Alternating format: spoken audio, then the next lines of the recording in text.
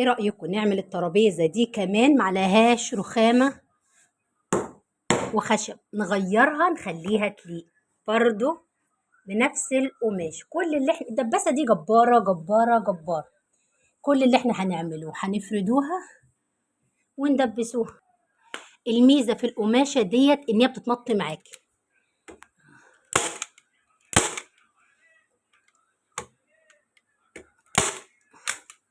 ممكن تغطي الترابيزة من اولها لاخرها لو لونها مش عاجبك.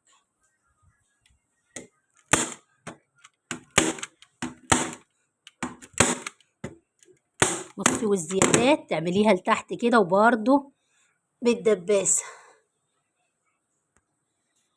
بصوا يا بنات، اكنها هي الرخامة. ولو عندك بقى لوح ازاز وحطيتيه فوقها تبقى حكاية ورواية. بصوا الجمال.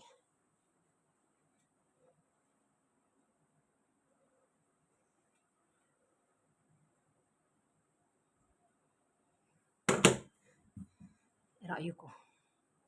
وتليق بقى مع ايه؟ يبقى كله طقم واحد.